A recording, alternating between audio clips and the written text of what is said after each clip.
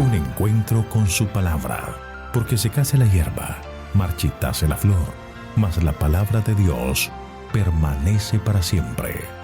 Con ustedes, el doctor José Ricardo Arias Quintero.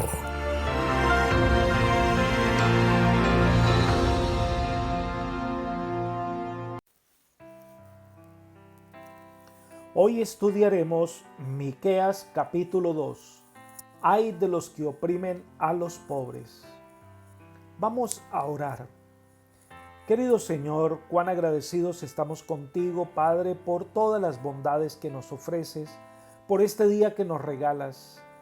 Bendícenos, Señor, y que podamos hoy caminar a tu lado, en especial al abrir tu palabra, que tu Espíritu Santo sea nuestro guía, que podamos aprender lecciones que fortalezcan nuestra vida cristiana. Gracias por estar con nosotros. Lo pedimos en Jesús. Amén. El tema que ha comenzado en el capítulo 1 continúa en el capítulo 2. En el capítulo 1 el profeta denuncia el pecado contra Dios, pero en el capítulo 2 la denuncia es el pecado contra el ser humano. Pero con la diferencia que este capítulo termina con una promesa de restauración sobre el reino de Israel. Como su antecesor Amós, el profeta Miqueas se levanta contra los abusos de la clase pudiente. El castigo que Jehová va a enviar está justificado porque todas las elementales normas de convivencia social han sido pasadas por alto. El comienzo de este capítulo es un ay contra aquellos que oprimen al pobre. Leamos los versículos 1 y 2. Ay de los que en sus camas piensan iniquidad y maquinan el mal, y cuando llega la mañana lo ejecutan, porque tienen en sus manos el poder. Codician campos y los roban, casas y las toman, oprimen al hombre y a su familia, al hombre y a su heredad. Miqueas condena la injusticia y opresión que sufrían los pobres. Estos hombres impíos en sus camas a la hora del descanso pensaban en hacer el mal y entonces tan pronto llega la mañana se disponen a hacerlo. El texto dice, porque tienen en sus manos el poder. Abusan de la autoridad para hacer el mal, para despojar al pobre, incluso usando la violencia. Porque en Israel la tierra que se vendía volvía a su dueño original en el jubileo, pero ellos no obedecían al Señor. Entonces viene la sentencia divina mostrando el desagrado por la actitud de este pueblo rebelde. Ese es el tema de los versículos 3 al 5. La primera parte se describe la intención del Señor de castigar a este pueblo altivo y orgulloso. Leamos el versículo 3. Yo planté contra esta gente un mal del cual no libraréis el cuello, ni andaréis erguidos, porque el tiempo será malo. El pecado había provocado un desdén por las relaciones familiares. Por eso el Señor traerá castigo contra toda esta familia, o sea, toda la nación, toda la casa de Israel. Así como ellos tramaban iniquidades, así Dios planearía un mal. Dios doblará a este pueblo que anda erguido exhibiendo su orgullo y vanidad. El castigo que sufrirá Israel será un yugo pesado e irritante del cual no podrían librarse. Será conocido por todas las naciones, tanto que se extenderá un refrán en donde las naciones lamentarán que Israel una vez era una nación próspera, pero que ahora es destruida. El refrán que repetirá aparece en el versículo 4. Dice, en aquel tiempo se os dedicará un refrán y se os entonará una lamentación diciendo, del todo fuimos destruidos, Él ha cambiado la heredad de mi pueblo, como nos quitó nuestros campos, los dio y los repartió a otros. La tierra que Dios prometió a su pueblo, que era la herencia del Señor, pero que este pueblo no apreció las bondades de Dios, ahora Él vendrá y repartirá por todas las naciones paganas esa tierra. Y ahora estas naciones impías van a gobernar sobre estas tierras. Es la pérdida total de lo que Dios le había dado a este pueblo en bondad. Entonces el versículo 5 es un diálogo del profeta con los opresores que se describe al comienzo del capítulo. Leamos el versículo 5. Por tanto, no habrá quien reparta heredades a suerte en la congregación de Jehová. Miqueas informa a los opresores que debido a que ha matado injustamente con la tierra de su prójimo, no tendrá más heredad en Israel. Ya no podrán obrar con impiedad. La tierra ya no les pertenece, ya no tienen nada que repartir, ya no tienen a nadie a quien despojar. Estas son las consecuencias que trae el pecado del orgullo, la vanidad, el egoísmo y la ambición. Un pueblo que le ha dado la espalda a los mandatos divinos, que a su vez estos eran un muro protector. Ahora el pueblo es víctima de sus propias elecciones. En los versículos 6 al 11, el profeta se dirige a los falsos profetas que tratan de desviar al pueblo del mensaje que el Señor les ha enviado. Ellos abiertamente rechazan el mensaje del profeta Miqueas. Leamos el versículo 6. Estos profetas me dicen: deja ya de profetizarnos, no nos vengas con que el oprobio nos alcanzará. El profeta verdadero era acusado de hablar cosas sin sentido, como un niño que quiere aprender a hablar, pero lo que están balbuceando en realidad eran los falsos profetas. No están dispuestos a escuchar la amonestación del Señor. No querían escuchar las advertencias divinas. Por el contrario, ellos pretendían que las cosas iban a mejorar y que todo estaría bien. Pero el mensaje del profeta verdadero era diferente. Entonces Miqueas reprocha esa actitud de suficiencia de Israel. Versículo 7. Tú que te dices casa de Jacob, ¿acaso se ha agotado el espíritu de Jehová? ¿Son estas sus obras?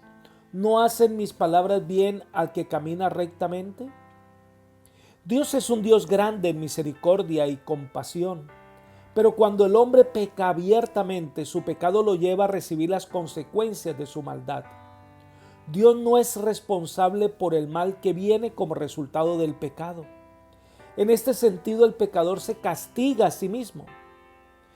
Saben, al final del tiempo, cuando la maldad del hombre llegue al colmo, Dios los deja a merced de su pecado y los resultados inevitables de su conducta. Miremos lo que Elena de White comenta al respecto. Así como le sucedió antiguamente a Israel, los malvados se destruirán a sí mismos y perecerán víctimas de su iniquidad. Debido a su vida pecaminosa, los hombres se han apartado tanto del Señor y tanto ha degenerado su naturaleza con el mal, que la manifestación de la gloria del Señor es para ellos un fuego consumidor. Libro El conflicto de los siglos, página 41. Aquellos que se apartan del Señor indiscutiblemente encontrarán la muerte. Pero la muerte de la que se refiere la Biblia es la perdición eterna, es la muerte eterna. Pero el versículo termina con una pregunta: ¿no hacen mis palabras bien al que camina rectamente? Por supuesto que sí. La palabra de Dios es buena y está plena de bendiciones para los que le obedecen. Aquellos que atentamente escuchan la voz de Dios tendrán la herencia de la vida eterna. Pero la pregunta que hace el profeta tiene que ver que este pueblo desafía la autoridad de Dios y creen que ellos son los que van por el buen camino. Pero lamentablemente ellos han tomado una decisión equivocada, van por el camino de la perdición. Este pueblo en el pasado seguía la justicia divina, pero han dejado de ser el pueblo de Dios, se han convertido en enemigos del profeta y en enemigos de Dios. Leamos los versículos 8 y 9. El que ayer era mi pueblo se ha levantado como enemigo. A los que pasaban confiados les quitasteis el manto de encima del vestido como adversarios de guerra. A las mujeres de mi pueblo echasteis fuera de las casas que eran su delicia. A sus niños quitasteis mi perpetua alabanza. Este pueblo cambió la justicia por la mentira, el amor de Dios por el amor a las riquezas, la justicia por el despojo al pobre. Las obras de su perdición muestran claramente que al despojar al hombre de su manto, que era el que le servía de abrigo para dormir, y además al despojar a las viudas, a los jóvenes que les han quitado todo lo que tenían, entonces demuestra que se han apartado completamente de Dios. Su actitud de injusticia predomina en su ser y por lo tanto Dios no podrá más soportar a este pueblo. Por eso el versículo 10 nos habla de que este pueblo será destruido. Versículo 10 leemos: levantados y andad, porque este no es lugar de reposo, pues está contaminado, corrompido grandemente. Los opresores debían ser expulsados de su país, así como había exiliado a otros. Ya la tierra de Canaán, contaminada por el pecado, no sería el lugar de reposo. La han contaminado con su maldad y entonces serán expulsados de esta tierra. Esto debe ser una lección para todos nosotros. Los resultados de rechazar la misericordia divina hace que nos volvamos duros de corazón. Elena de White hace un comentario que debemos considerar con cuidado. Ella dice: al rechazar a Cristo, los judíos estaban endureciendo sus corazones y entregándose al poder de Satanás hasta que les era imposible aceptar su gracia. Así es ahora. Si no se aprecia el amor de Dios, ni llega a ser un principio perdurable que ablande y subyugue el alma, estaremos completamente perdidos. El Señor no puede manifestar más amor que el que ha manifestado. Si el amor de Jesús no subyuga el corazón, no hay medios por los cuales podamos ser alcanzados. Libro Palabras de Vida del Gran Maestro, página 188. Cuando el hombre en su necedad cierra la puerta del corazón para que el Espíritu de Dios haga su obra, el resultado es un desastre total en la vida de las personas. Pero ellos prefieren otro tipo de anuncios. Ellos no quieren la voz del profeta que les reproche el pecado, les muestre sus faltas. Ellos quieren mensajes que sean halagüeños y que estos, aunque sean mentiras, los van a aceptar. Versículo 11. Si, con la intención de mentirles, llega algún embustero y les dice: yo les anuncio vino y cerveza, este pueblo lo verá como un profeta. Este era el tipo de profetas que ellos prefieren, los que toleraban el mal, los que tomaban una actitud de fácil indiferencia ante el pecado y profetizaban mentiras halagüeñas. Eran los profetas populares. Van camino a la destrucción, van camino a la muerte, pero no quieren escuchar el mensaje divino, sino el mensaje que les gusta. No hay nada que descarríe tanto a las almas confiadas como el revestir las enseñanzas falsas con las vestiduras de la palabra de Dios. Jesús nos advierte al respecto en Mateo 7, 25. Dice: guardaos de los falsos profetas que vienen a vosotros con vestidos de oveja, pero por dentro son lobos rapaces. Estos falsos profetas vienen ofreciendo prosperidad material y placeres sensuales. Desvían al pueblo de prestar atención del verdadero mensaje que se necesita escuchar en esta época. El capítulo 2 de Miqueas termina con una nota de esperanza y salvación para el pueblo de Israel. Es el tema de los versículos 12 y 13. Leamos: de cierto te juntaré todo, Jacob, recogeré ciertamente el resto de Israel, lo reuniré como ovejas de Bosra, como un rebaño en medio de su aprisco, y harán el estruendo de una multitud. Subirá el que abre caminos delante de ellos, abrirán camino, pasarán la puerta y saldrán por ella. Su rey pasará delante de ellos y Jehová a su cabeza. Miqueas no era un vaticinador de eventos malos, sino también un mensaje de esperanza. Este pueblo rebelde que busca el mal, que se ha apartado del Señor, será destruido y llevado en cautiverio. Pero Dios tiene el futuro, un plan maravilloso de restaurar a su pueblo. Cada frase de estos versículos es significativa. Por ejemplo, dice: te aseguro, Jacob, que yo reuniré a todo el pueblo. Dios reunirá su remanente fiel, ya no habrá Israel y Judá, todos serán un solo pueblo.